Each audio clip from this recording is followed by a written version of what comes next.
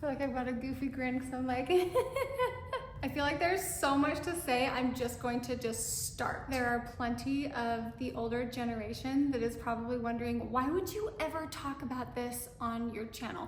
Let me just tell you, the reason I'm talking about it is because I have learned everything I know from TikTok, okay? And people being so open in their videos and in the comment section, I swear they know more than doctors. Just kidding, that's not true, but I've learned so much, and I feel like I have been waiting to get better to tell you, but I don't know if I'm ever gonna get better, so let's just start. And the timeline is actually extremely important. So we're going to start on August 31st, our lives were completely wrecked. And about a month later, I got the worst yeast infection slash BV slash something super awful down there, okay? It was, I could barely walk. We were making house videos and I was wearing sweats in every single one of them, and seriously, I had to cut out of the videos me like waddling around.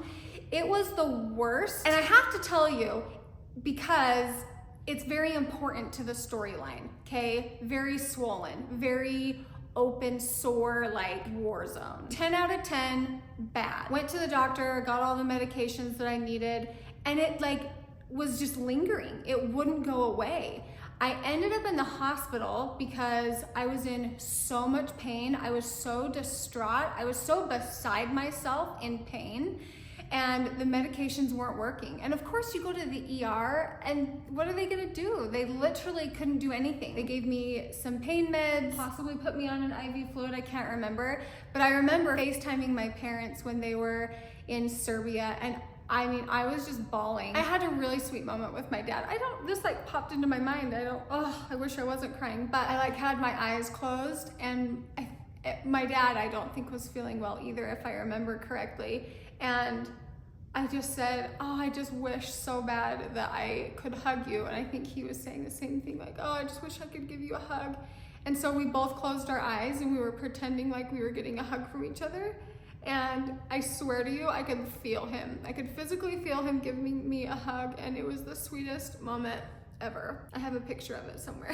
No, I think I sent a picture of myself to my dad and then we FaceTimed. So then it sort of ish got better through the holidays. And then we went to Florida and we were there for several months. And when we got there, it kind of like flared up again, and it was really bad. It was awful because we're trying to show our kids a good time. We're trying to take our minds off of things, and I am in bed. Like, I can't walk because when my legs move, it is so painful, and I can't walk around like so bull-legged. That lasted the whole time we were in Florida. It was prevalent the whole time. I went to the doctors probably 3 or 4 different times when I was there, at least once a month we were there. No, more than that.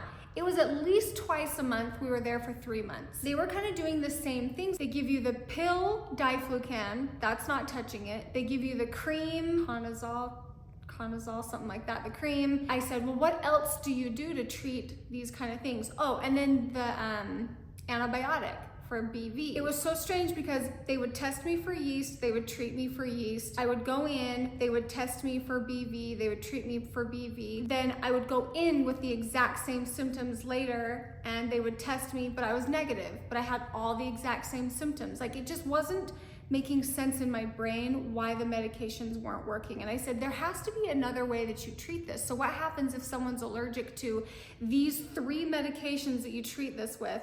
Then what? And there isn't an answer. There isn't an answer. And there's no bathtub in the RV, so I can't do sitz baths. So we come home, I start taking a sitz bath every morning and every night. That makes the outside manageable. The inside was still very much like awful. As far as our intimate life, we were going through a very traumatic experience. And so we were both so, I feel like, out of our minds that our intimate life, I think, was just like not on either of our minds. Like, we were just in survival mode. And plus, like, obviously I wasn't able to do anything, and so it didn't really affect us. At least I didn't think at the time. And so we're just like, you know what, we're fine. Like, let's just survive day to day. I go to my regular OB and he like runs through the history and he puts me on, I hope I'm saying all of this right, diflucan. They give you one pill, 3 days later you take another. It's a very strong antifungal and that should clear it. He put me on a 30-day dose. So I was taking it for 30 days with like, you know, some days in between each pill, but it did nothing. I went back and he was so shocked and surprised. He sent me to a dermatologist that specializes in down south dermatology. When I got there, she did a culture and she's like, you're positive for yeast. I'm like, well, yeah, we can't get rid of it. Like, why?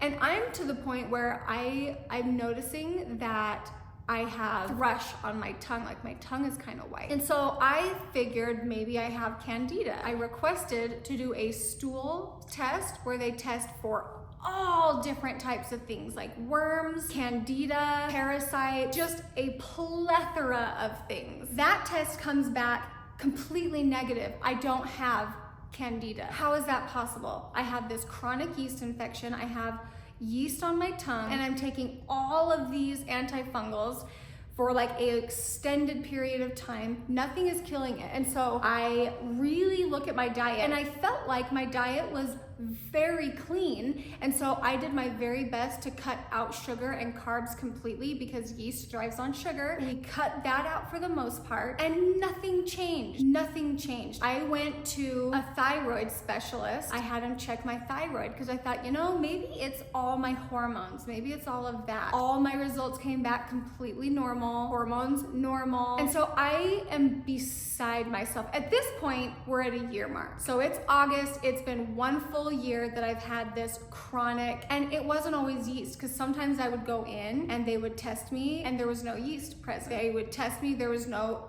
bacteria present for BV. There was no rhyme or reason and I was miserable. It's been a year. I've gone to all these different doctors. So then my mind is thinking, maybe I'm allergic to something. So I went to an allergist and he tested me for everything.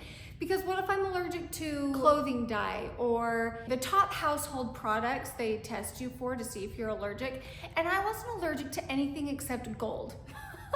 And I must have built up a tolerance because I wear a lot of it. One of the reasons that I got a colonoscopy is because first family history, but then also I wanted to make sure everything down in that region is doing well, because what if it's just being irritated by colon cancer or something? I didn't know. But I wanted to literally rule everything out. How grateful I am that all my test results are coming back normal, but how frustrating it is that I have no clue what is making my body freak out. I truly believe it's stress. But I feel like I'm doing so much better, so come on, let's hurry up and get better. I'm starting to feel a little more like myself. I'm starting to feel a little bit better. I'm in my evening sitz bath and I got a phone call from someone that I haven't talked to for a really long time that hurts me, that we haven't talked for a while. And we had this really nice phone call. It was so nice and I felt so uplifted. I went to bed that night, I woke up the next morning and it was as if nothing had been wrong. It was as if nothing had been wrong and it like clicked in my head. And it's strange because I've been searching for answers this whole time. A year is a really long time. A year is a really long time. And it just clicked in my brain that this is just the way your body is reacting to the stress that you're under. And that was when I very first realized I have to change how things are working for me. Even though I can't control my circumstances, I have to do something to change how I am dealing. And I didn't make any changes quick, but this is when my wheels started turning. We go back to Florida and there's a lot that kind of kicks up again. We're just under a lot more stress. I feel like I handled it a lot better. I handled it better this time around, and we'll tell Joel's part of his part tomorrow. Things kind of flare up again, but not severely. Things flare up, but not horrible, but kind of bad. I continue just to take the same medications because there's nothing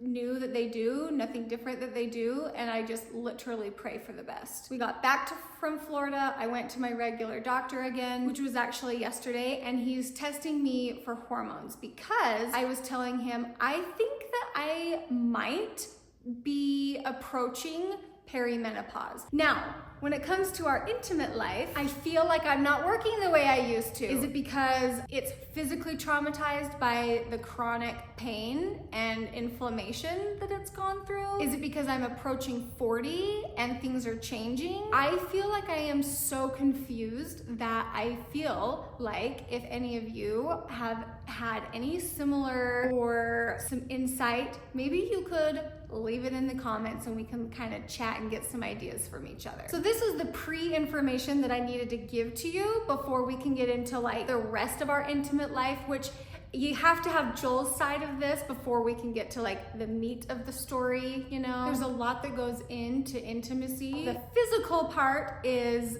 suffered. And I have gone to bed bawling because I miss it. I want it, and it's made me feel distraught. And that's just like layered on top of everything else, you know? So there's the physical part, the emotional part. Joel and I have connected so sweetly is just how I can describe it. We have never cuddled so much in our lives. We cannot go to sleep without just like entwangling ourselves because that's where we're finding comfort. It's the only source of comfort at times, it feels like. And so that part between us has been so good, stronger and better than ever, which is very important too. But it takes all of it, you know? And I will eagerly get Joel's video recorded for you. And the last thing I will say, it feels good that I can sit down and not feel like I'm in the middle of a heavy cloud. Like it just feels really good to sit down and be able to communicate to you what's gone on in a not so like heavy way of coming to you. It just feels good.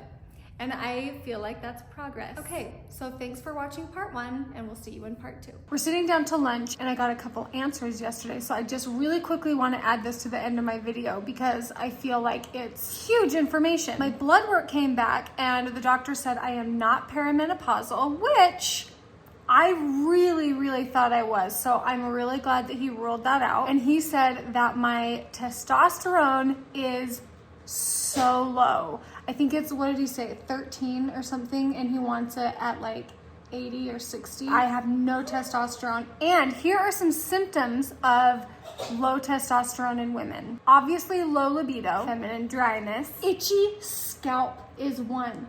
And how much have I was like, Joel, I think I need like a Head and Shoulders type shampoo because I think I have dandruff. My head and skin have been itchy.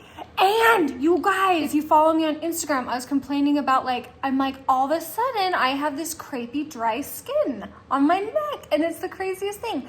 That is a sign. Super irritable. I'm like, I've always been a little irritable, but you know, it's been noticeable.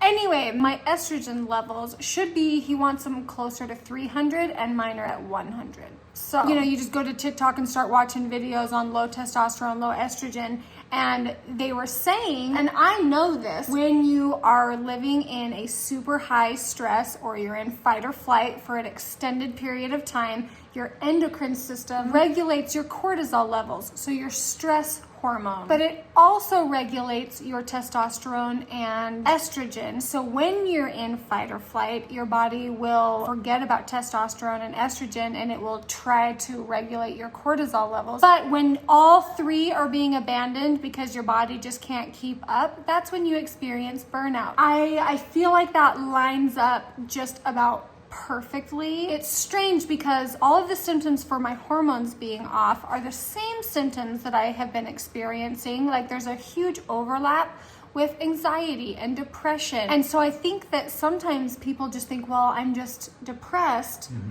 and here's an antidepressant. And I'm not saying that's not the answer for some people because I know it is, but sometimes there is a root cause. And I think that a really hard thing to change in your life is stress. However, I swear, go back to the video where I said, I am letting go. I'm letting go and I'm moving on. I'm a different person after that. And so our minds are very powerful. I've made it a point, Joel and I both, that at night when we say our prayers, we are going to take a little extra time, almost like meditating, and just tell our brains that our bodies are healthy. Tell our brain and tell our bodies that we are healthy, we are strong, we are happy. And we did conclude, my doctor and I am pretty positive that I have vulvodynia, and there is not a very good treatment for it. So I just think in my brain that if I can get my hormones under control, it will help regulate that skin, my emotions, and I actually feel pretty good about that. Okay, now bye.